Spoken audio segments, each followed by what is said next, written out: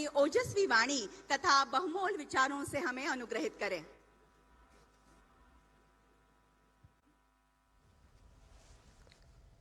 नमस्कार। महाराष्ट्र के governor CP Radhakrishnan जी,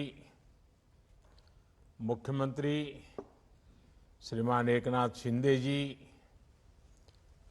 केंद्रीय मंत्रिमंडल के मेरे सहयोगी, महाराष्ट्र के उप मुख्यमंत्री श्री देवेंद्र फडणवीस जी, श्री अजित पवार जी, अन्य सभी वरिष्ठ महानुभाव और महाराष्ट्र के मेरे प्यारे भाइयों और बहनों,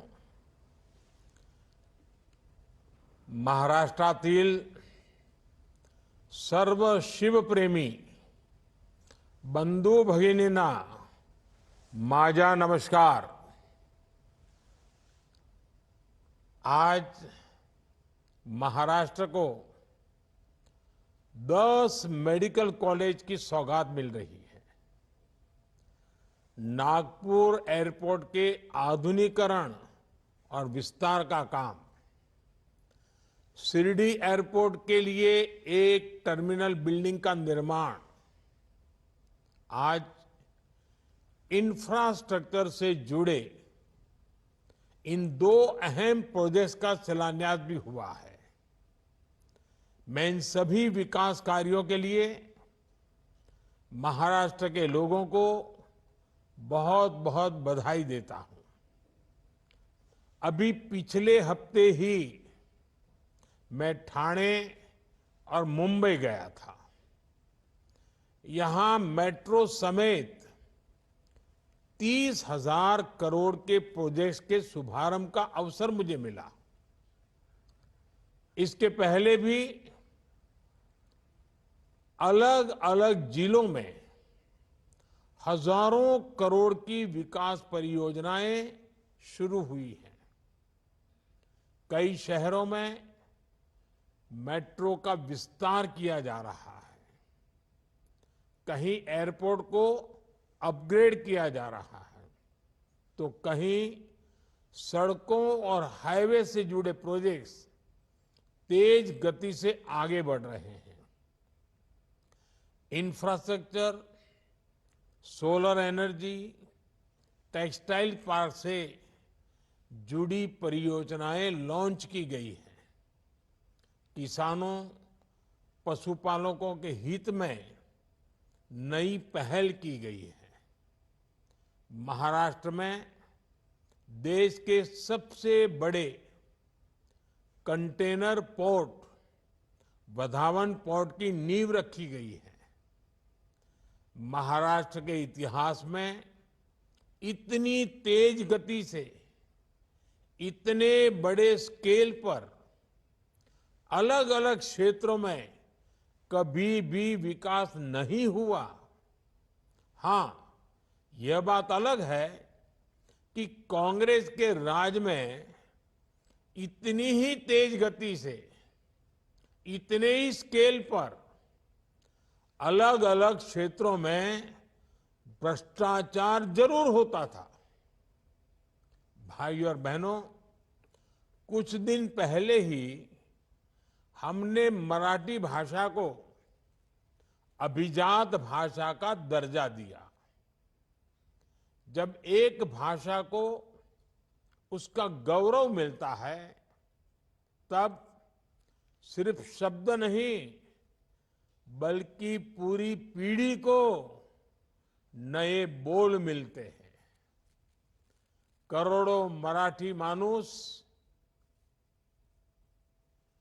का दशकों पुराना सपना पूरा हुआ।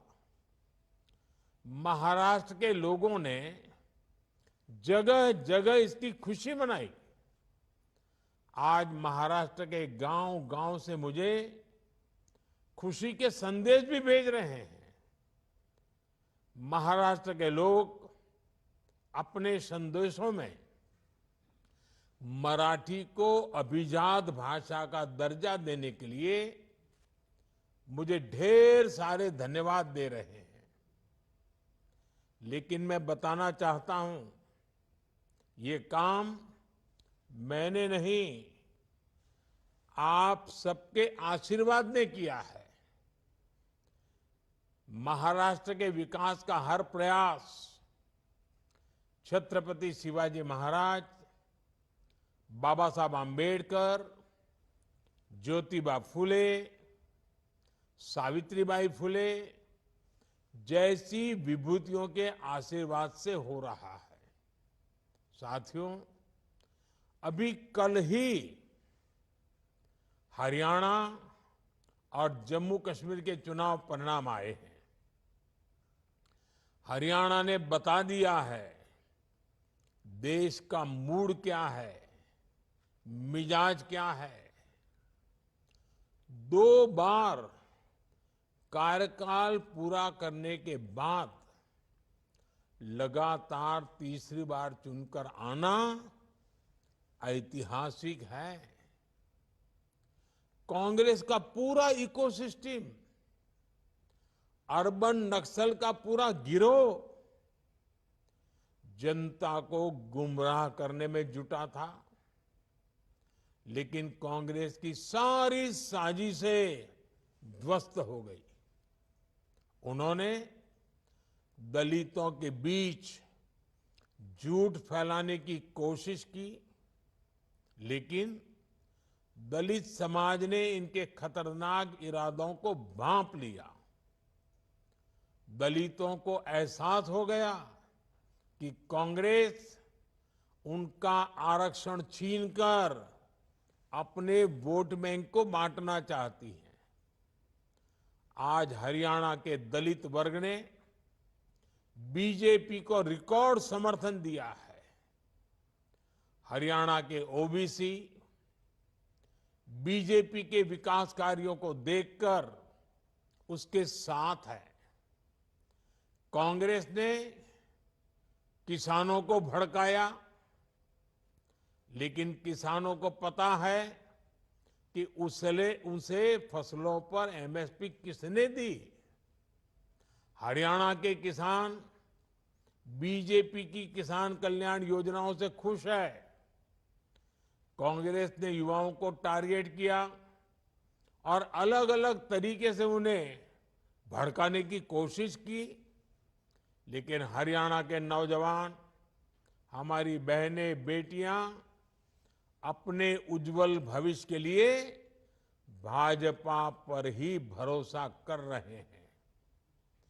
कांग्रेस ने सारे हथकंडे अपनाए, लेकिन हरियाणा की जनता ने दिखा दिया वो अब कांग्रेस और अर्बन नक्सल के नफरती षड्यंत्रों का शिकार नहीं होने वाले। साथियों, कांग्रेस हमेशा बांटो और सत्ता पाओ के फॉर्मूले पर चली है। कांग्रेस ने बार बार ये सिद्ध किया है कि वो एक गैर जिम्मेदार दल बन गया है। वो अभी भी देश को बांटने के लिए नए नए नैरेटिव गढ़ रही है। कांग्रेस समाज को बांटने का फॉर्मूला लाती रहती है। कांग्रेस देश के मतदाताओं को गुमराह करने से बाज नहीं आ रही। कांग्रेस का फॉर्मूला साफ है कि मुसलमानों को डराते रहो, उनको भय दिखाओ, उनको वोट बैंक के कन्वर्ट करो और वोट बैंक को मजबूत करो। कांग्रेस के एक भी नेता ने आज तक कभी नहीं कहा कि हमारे मुस्लिम भाई बहनों में कितनी जातियां होती हैं। मुस्लिम जातियों की बात आते ही कांग्रेस के नेता पर मुंह पर ताला लगाकर बैठ जाते हैं, लेकिन जब भी हिंदू समाज की बात आती है तो कांग्रेस उनकी चर्चा जाति से ही शुरू करती है। कांग्रेस की नीति है हिंदुओं की एक जाति को दूसरी जाति से लड़ाओ। कांग्रेस जानती है कि जितना हिंदू बटेगा उतना ही उसका फायदा होगा। कांग्रेस किसी भी तरीके से हिंदू समाज में आग लगाए रखना चाहती है ताकि वो उस पर राजनीतिक रोटियां सेकती रहें। भारत में जहां भी चुनाव होते हैं वहां कांग्रेस यही फॉर्मूला लागू करती है। अपना वोट बैंक पक्का करने के लिए कांग्रेस समाज में जहर घोलने के हर हथकंडे अपना रही है। कांग्रेस पूरी तरह से सांप्रदायिक और जातिवाद का चुनाव लड़ती रहती है। हिंदू समाज को तोड़कर उसे अपनी जीत का फॉर्मूला बनाना, यही कांग्रेस की राजनीति का आधार है।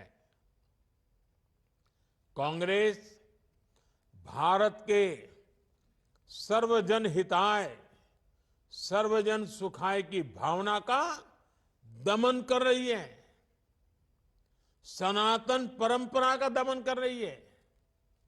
जिस कांग्रेस ने इतने वर्षों तक देश पर राज किया, वो सत्ता में वापसी के लिए इतनी बेचैन है कि हर रोज नफरत की राजनीति कर रही है। कांग्रेस की पुरानी पीढ़ी के नेता भी बेबस है, असहाय है कि उनकी इस पार्टी की क्या स्थिति हो गई है। कांग्रेस की ये स्थिति होने वाली है। कांग्रेस नफरत फैलाने की सबसे बड़ी फैक्ट्री बनने वाली है। ये गांधी जी ने आजादी के बाद ही समझ लिया था। इसलिए ही गांधी जी ने कहा था कि कांग्रेस को खत्म कर देना चाहिए। कांग्रेस खुद खत्म नहीं हुई, लेकिन आज देश को खत्म करने पर तुली हुई है। इसलिए हमें सावधान रहना है, सतर्क रहना है। साथियों, मेरा पक्का विश्वास है, समाज को तोड़ने की आज जो कोशिश हो रही है, ऐसी हर साजिश को महाराष्ट्र के लोग नाकाम करके रहेंगे। महाराष्ट्र के लोगों को देश के विकास को सर्वोपरि रखते हुए एकजुट होकर बीजेपी महायुति के लिए वोट करना है। हरियाणा तर भाजपा जिंकली, आता महाराष्ट्रात यापेक्षा मोठा विजय मिलवायचा आहे। साथियों, पिछले 10 वर्ष में हमने देश के विकास के लिए आधुनिक इंफ्रा बनाने का एक महायज्ञ शुरू किया है। आज हम सिर्फ बिल्डिंग नहीं बना रहे हैं, हम एक स्वस्थ और समृद्ध महाराष्ट्र की नींव रख रहे हैं। एक साथ 10 नए सरकारी मेडिकल कॉलेजों की शुरुआत, ये केवल 10 नए संस्थानों को तैयार करना नहीं है, ये लाखों लोगों के जीवन को बेहतर बनाने का महायज्ञ है। ठाणे, अंबरनाथ, मुंबई, नासिक, झालना, बुल्ढाणा, हिंगोली, वाशिम, अमरावती, भंडारा और गढ़चिरौली, ये मेडिकल कॉलेज इन सभी जिलों में और आसपास के क्षेत्रों में लाखों परिवारों की सेवा का केंद्र बनेंगे। इनके चलते महाराष्ट्र में 900 मेडिकल सीटें बढ़ रही है। अब महाराष्ट्र में मेडिकल सीटों की संख्या लगभग 6000 हो जाएगी। इस बार लाल किले से देश ने संकल्प लिया है कि मिडिल क्लास में मेडिकल लाइन में 75,000 नई सीटें जोड़ी जाएगी। आज का ये आयोजन इसी दिशा में भी बड़ा कदम है। साथियों, हमने मेडिकल शिक्षा को सुलभ बनाया है। इससे महाराष्ट्र के युवाओं के लिए नए अवसरों के दरवाजे खुल गए हैं। हमारे गरीब और मध्यम वर्ग के ज्यादा से ज्यादा बच्चे डॉक्टर बने, उनका सपना पूरा हो, ये हमारी सरकार की प्राथमिकता है। एक समय में इस तरह की पढ़ाई के लिए मातृभाषा में किताबें ना होना भी बड़ी चुनौती थी। हमने महाराष्ट्र के युवाओं के हितों को ध्यान में रखते हुए ये भेदभाव भी खत्म किया है। अब महाराष्ट्र के युवा मराठी भाषा में मेडिकल की पढ़ाई कर पाएंगे। मराठी भाषा में पढ़कर वो डॉक्टर बनने का सपना पूरा करेंगे। साथियों, जीवन को आसान बनाने का हमारा प्रयास गरीबी के खिलाफ लड़ाई का बहुत बड़ा माध्यम है। कांग्रेस जैसी पार्टियों ने तो गरीबी को अपनी राजनीति का ईंधन बना रखा था, इसलिए वो गरीब को गरीब बनाए रखती थी। लेकिन हमारी सरकार ने एक दशक के भीतर भीतर 25 करोड़ लोगों को गरीबी से निकाला है और देश में स्वास्थ्य सेवाओं का कायाकल्प इसका एक बड़ा आधार बना है। आज हर गरीब के पास मुफ्त इलाज के लिए आयुष्मान कार्ड है। अब सभी देशवासियों में जो भी 70 के ऊपर के हैं, अब 70 साल की उम्र के बुजुर्गों को भी मुफ्त इलाज मिल रहा है। जन औषधि केंद्रों पर बेहद कम कीमत पर जरूरी दवाइयां मिल रही है। हार्ट मरीजों के लिए स्टेंट 80-85% तक सस्ते किए गए हैं। हमने कैंसर के इलाज के लिए जरूरी दवाइयों के लिए उसके दाम भी कम किए हैं।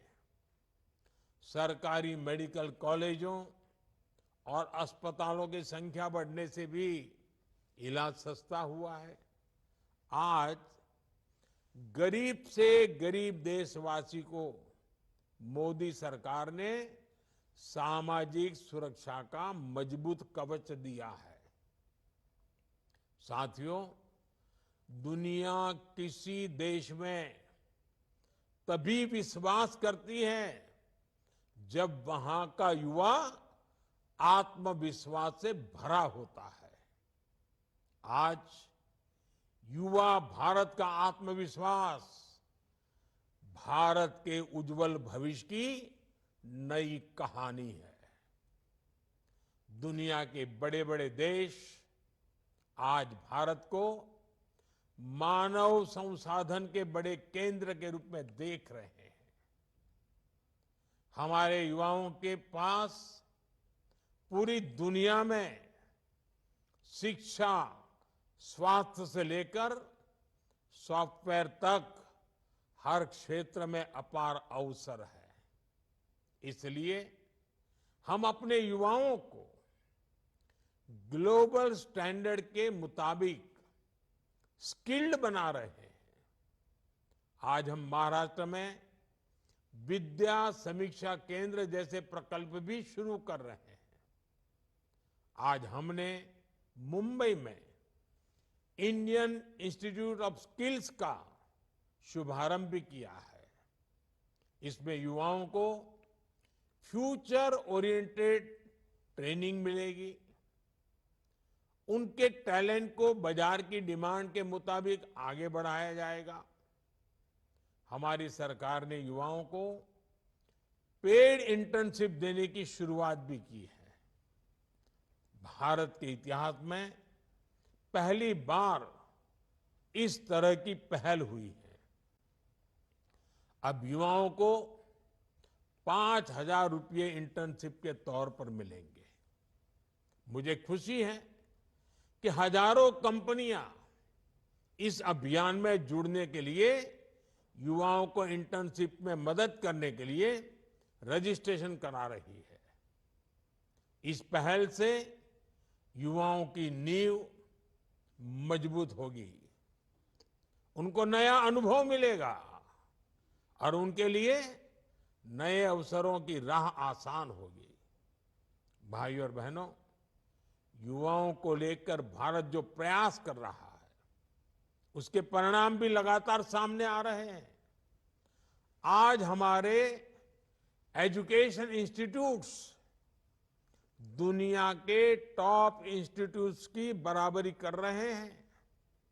अभी कल ही वर्ल्ड यूनिवर्सिटी रैंकिंग आई है। इस रैंकिंग के अनुसार भारत में युवाओं के लिए उच्च शिक्षा की, रिसर्च की क्वालिटी बदल रही है। साथियों, आज पूरी दुनिया की नजर भारत पर है। भारत दुनिया की 5वीं सबसे बड़ी अर्थव्यवस्था बन चुका है। अब ग्लोबल इकोनॉमी का फ्यूचर भारत से जुड़ा हुआ है। भारत की ये आर्थिक प्रगति नए अवसरों को लेकर आ रही है। ऐसे क्षेत्र जिनकी दशकों तक कांग्रेस ने उपेक्षा की, आज वो क्षेत्र भी असीम अवसरों का स्रोत बन रही है। जैसे टूरिज्म का उदाहरण है। महाराष्ट्र के पास कितनी अमूल्य विरासत है। महाराष्ट्र में कितने सुंदर प्राकृतिक स्थल है, आध्यात्मिक केंद्र है। इनके इर्द गिर्द हजारों लाखों करोड़ की इकोनॉमी विकसित हो सकती थी, लेकिन इन अवसरों का वैसे उपयोग नहीं हुआ जैसा होना चाहिए था। कांग्रेस को न विकास से मतलब था, न विरासत से मतलब था। हमारी सरकार में विकास भी है, विरासत भी है। हम अपने समृद्ध अतीत से प्रेरणा लेकर उज्जवल भविष्य का निर्माण कर रहे हैं। इसलिए आज शिरडी एयरपोर्ट के लिए नए टर्मिनल बिल्डिंग का शिलान्यास, नागपुर एयरपोर्ट का आधुनिकीकरण, ऐसे ही कितने ही विकास कार्य आज अनवरत महाराष्ट्र में चल रहे हैं। शिरडी एयरपोर्ट के नए टर्मिनल से साईं बाबा के भक्तों को काफी सुविधा होगी। देश विदेश से बड़ी संख्या में श्रद्धालु यहां आ सकेंगे। कुछ ही दिन पहले मैंने अपग्रेडेड सोलापुर एयरपोर्ट का लोकार्पण भी किया था। जब श्रद्धालु एक जगह आएंगे, शनि शिंगणापुर, तुलजा भवानी, कैलाश मंदिर जैसे आसपास के दूसरे स्थानों पर भी जरूर जाएंगे। इससे महाराष्ट्र की पर्यटन इकोनॉमी को बूस्ट मिलेगा, रोजगार के अवसर बढ़ेंगे।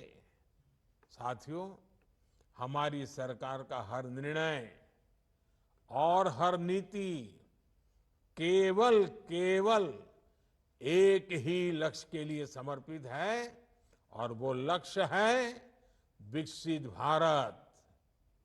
और इसके लिए हमारा विजन है गरीब, किसान, युवा और महिलाओं का कल्याण। इसलिए विकास का हर प्रोजेक्ट गांव, गरीब, मजदूर, किसान के लिए समर्पित होता है। शिरडी एयरपोर्ट में जो अलग अलग कार्गो कॉम्प्लेक्स बना रहे हैं वो किसानों की बहुत बड़ी मदद करेगा। इस कॉम्प्लेक्स के द्वारा विभिन्न प्रकार के कृषि उत्पादों को देश और विदेश में भेजा जाएगा। इसका फायदा शिरडी, लासलगांव, अहिल्यानगर और नासिक के किसानों को होने वाला है। ये किसान प्याज, अंगूर, सहजन, अमरूद और अनार जैसे उत्पादों को बड़े बाजार तक आसानी से पहुंचा सकेंगे। भाइयों और बहनों, हमारी सरकार किसानों के हित में लगातार जरूरी कदम उठा रही है। हमने बासमती चावल पर न्यूनतम निर्यात मूल्य को खत्म कर दिया है। गैर बासमती चावल के निर्यात पर प्रतिबंध भी हटा दिया गया है। पर बॉइल्ड चावल पर निर्यात शुल्क भी आधा हो गया है। महाराष्ट्र के किसानों का मुनाफा बढ़े, इसके लिए सरकार ने प्याज पर लगने वाले एक्सपोर्ट टैक्स को भी आधा कर दिया है। हमने खाद्य तेलों के आयात पर 20% टेक्सटाइल इंडस्ट्री को जिस तरह सपोर्ट कर रही है, उससे महाराष्ट्र के कपास किसानों को भी बहुत फायदा होगा। साथियों, आपको एक बात हमेशा याद रखनी है, महाअघाड़ी महाराष्ट्र को कमजोर करके सत्ता पाना चाहती है, जबकि महायुति का संकल्प महाराष्ट्र को मजबूत बनाने का है। मुझे खुशी है कि आज महाराष्ट्र एक बार फिर देश की प्रगति को नेतृत्व देने के लिए आगे बढ़ रहा है। मैं एक बार फिर महाराष्ट्र के लोगों को इन सभी विकास कार्यों के लिए बहुत बहुत बधाई देता हूं। बहुत बहुत धन्यवाद।